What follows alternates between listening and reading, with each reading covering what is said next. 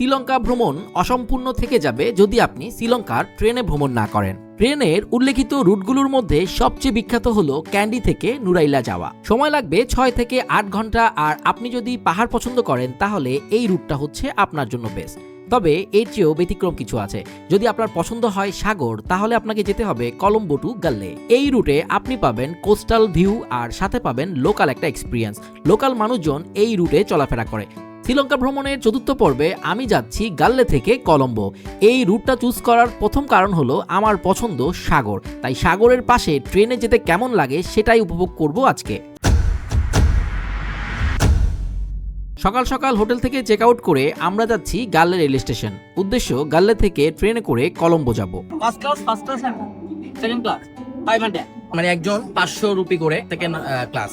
তৃতীয় শ্রেণীর জন্য হচ্ছে 250। এই যে টিকিট, একটা 500 রুপি করে।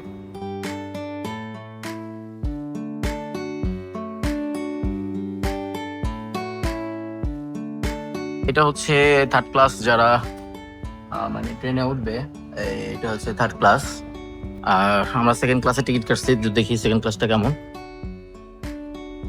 Second class train. রেল স্টেশনে দেখেন কত সুন্দর ফুল ফুটছে। ও মাই গড।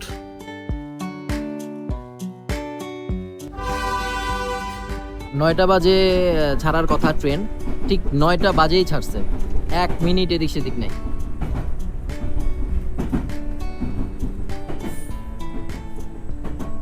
যাওয়ার পথে এই ট্রেন অনেকগুলো স্টেশনে দাঁড়াবে, সো লোকাল একটা এক্সপিরিয়েন্স পাবেন। 100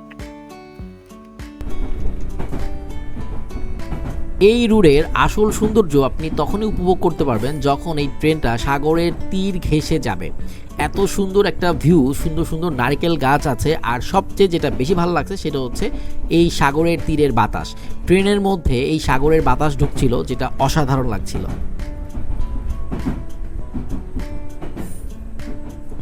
একটু পরপরই বিভিন্ন খাবার নিয়ে এখানে মানুষজন আসে, আর এখানকার মানুষজন যারা লোকাল আছে খুব মজা করেই খায়। এখানকার লোকাল মানুষ বিহেভিয়ার খুবই ভালো এবং খুবই ফ্রেন্ডলি তারা বিহেভ করে, যেটা আমার কাছে অনেক ভালো লাগছে।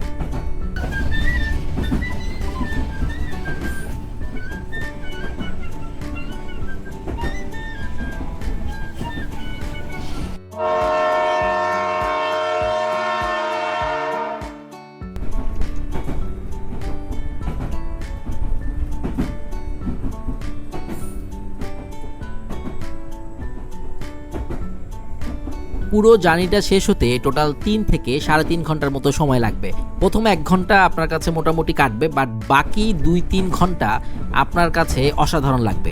আপনার মনেই হবে না যে 2-3 ঘন্টা সময় চলে গেছে। এত সুন্দর একটা সাগরের ভিউ আপনি পাবেন যে আপনার মনে হবে শুধু দেখতেই থাকি।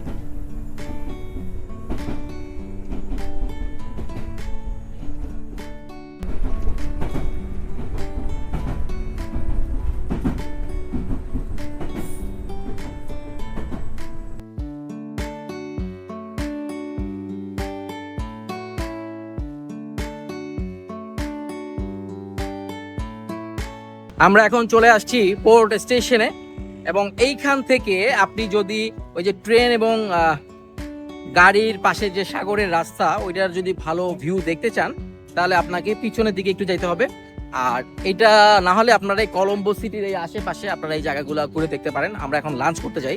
পিলোজ নামে একটা খাবারের দোকান আছে, মুসলিম খাবারের দোকান। সো ওইখানে যাওয়ার ট্রাই করি যে ওইখানে যায় মুসলিম জাতীয় কোনো খাবার পাই কিনা। কলম্বোতে আসার পরে মুসলিম জাতীয় খাবার এখন খাইতে পাই নাই, সো এটা ভাড়া করলাম 400 রুপি দিয়া। আমরা মুসলিম হোটেলে যাচ্ছি খাওয়ার জন্য।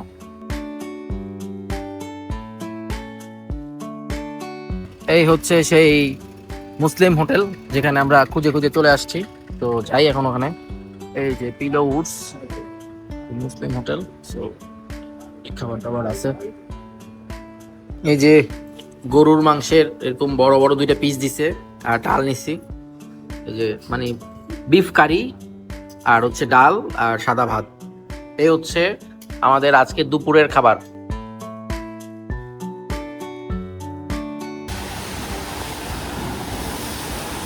এই হলো বিখ্যাত সেই ট্রেনের লাইন, যেটা দেখার জন্য মানুষ শ্রীলঙ্কাতে আসে। সমুদ্রের ঠিক পাশেই এই যে রেল লাইন, তার পাশে হচ্ছে গাড়ির লাইন, অন্যরকম একটা অবস্থা, খুবই সুন্দর লাগতেছে।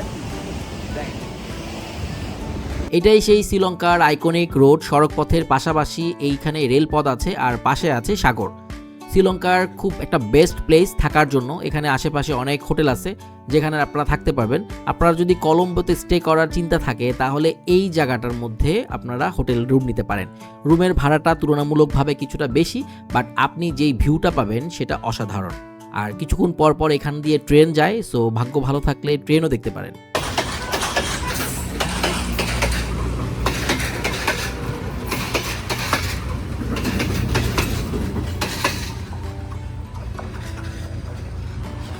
কিছুক্ষণ ঘোরাফেরা করে আমরা রওনা দিয়ে দিচ্ছি কলম্বো এয়ারপোর্টের দিকে। কালকে সকালবেলা আমাদের ফ্লাইট, সো আজকে রাতটা আমরা কলম্বো এয়ারপোর্টের আশেপাশে কোথাও থাকবো। শ্রীলঙ্কার লোকাল বাস সার্ভিসগুলো খুবই ভালো। আপনি গুগল ম্যাপে কোন জায়গা থেকে কোথায় যাবেন জাস্ট সিলেক্ট করবেন এবং ওই জায়গার নির্দিষ্ট রুটের বাস নাম্বার আপনাকে দেখাবে।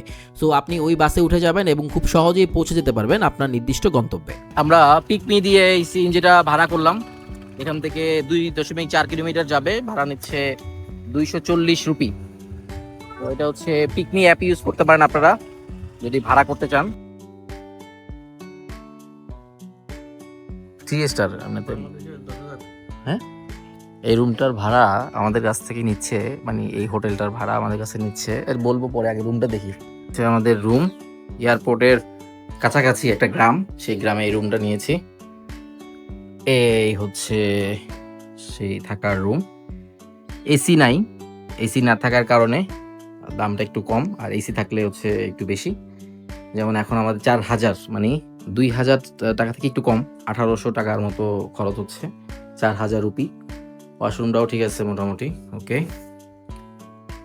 এই হচ্ছে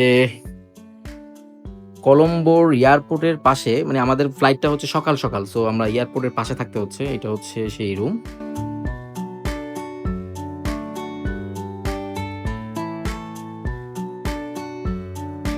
কলা কেজি হিসেবে বিক্রি করে, কেজি হিসেবে, বুঝছেন?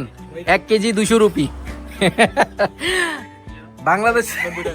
এখানে 1 কেজি কলা 200 রুপি। এই দেখেন কেজি হিসেবে বিক্রি করতেছে। এই দোকান থেকে নারিকেল খাবো, তাছাড়া নারিকেল কাটতেছে আমাদেরকে। আর এই দোকান থেকে জিনিসপত্র নিয়েছিলাম, আসলে অত বেশি নিতে পারি নাই, একটা ছোট্ট দোকান এখানে খুঁজে পাইছি, তো ওখান থেকে টুকটাক জিনিস নিলাম।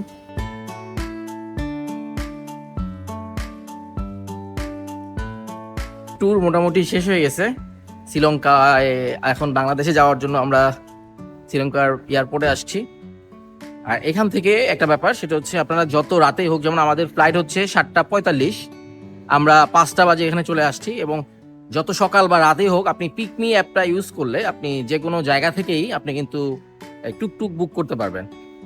তো এটা খুবই কাজে দিচ্ছে আমাদেরকে। আমার টেনশনে ছিলাম সকালবেলা কোথায় পাবো গাড়ি। তো এখন আমরা যাচ্ছি, আমাদের ট্যুর মোটামুটি শেষ। ভিডিও কেমন লাগলো জানাবেন, আর ভিডিও ভালো লাগলে লাইক কমেন্ট শেয়ার এবং সাবস্ক্রাইব করে অবশ্যই পাশে থাকবেন। আসসালামু আলাইকুম।